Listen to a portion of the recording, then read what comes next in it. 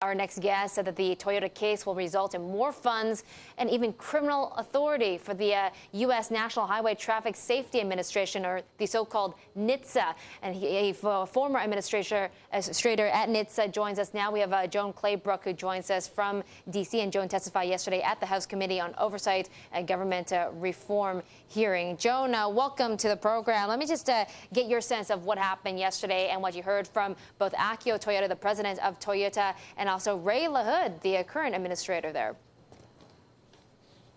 Well, Ray LaHood is the Secretary of Transportation, and he promised that safety was their first priority and that there wasn't a cozy relationship between the industry and the agency, although I will say that 28 top officials of that agency have left and gone to work for the auto industry in the last 25 years. But he says not under his watch, and that they're going to dig in and get to the bottom of this issue. A lot of people feel that there's an electronic problem here that Toyota continues to deny, and indeed, again, yesterday denied. I think that the president of Toyota, Mr. Toyoda, said that he did not think it was an electronics problem. I think that is not believable by most people. A floor mat maybe can affect a few cars if it's misdesigned, but in fact, many of these crashes and deaths have occurred without a floor mat in the car. And Toyota has put in a brake override, which overrides the accelerator so that you can stop the car, which you can't do now. And that's electronic change in the braking system to override the electronic throttle or accelerator. Why are they putting that in if the floor mat is the fix? So there are a lot of unanswered questions still. Yeah, and what about NHTSA, Joan? You're a former NHTSA administrator, and we talked to Adelphus Towns, who's the head of this oversight and reform panel that both Akio Toyoda and Ray LaHood were testifying at. He says, what about these sweetheart deals that former NHTSA employees get with these automakers? Basically, they have a job afterwards and then help to negotiate these so-called recalls. Well, that's right. Two former officials of NHTSA who were in the enforcement office went to Toyota, one in the 90s and one in 2003. Chris Santucci, who went in 2003, was the person who negotiated to close down the investigations that NHTSA had started of sudden acceleration from petitions by consumers who had experienced it. And they helped them close, I think it was 4 out of 5 of the ones that they closed. So it doesn't smell very good.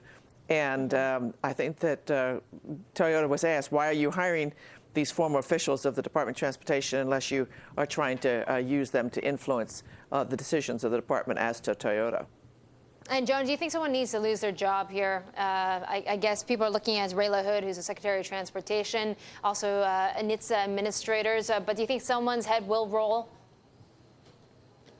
Well, I don't think so, because much of this happened not on Ray LaHood's watch. It happened in the last administration. And so that administrator has left. And I don't know at the next level down in the agency and the engineering staff, I just don't know. But I think that what everyone is hoping is that some important improvements will be made in the agency, that it will be much better funded. It's grossly underfunded. It's grossly understaffed. It's been a stepchild, really, inside DOT. It has 95% of the deaths occur on the highway, and it has 1% of the DOT budget. So it's a very underfunded. And also, I think it needs more authority for criminal penalties for executives who withhold information, cover up defects, don't do recalls. And I think that will change the corporate mentality in terms of responding to the agency and making sure the agency is informed about defective products. So that definitely, also an increase in the civil penalties, and then also, which were, by the way, are $16.4 million, which is chump change for Toyota. They need to be in the hundreds of millions of dollars so that Toyota really pays attention, or other big companies. And then also, I think they need new safety standards. Yeah, well, Joan, let's talk about funding quickly then, because you said NHTSA needs more cash. Why do you feel then when Obama in his budget planning says he's going to cut discretionary spending even further at NHTSA? Well, I am very disappointed about that, and I think that It's typical of what's happened to this agency over the years. Auto crashes happen one by one. It's not like a big airplane crash. And people ignore them. And it's just sort of considered a cost of doing business. It shouldn't be. And the agency can do so much more and needs to issue some new safety standards.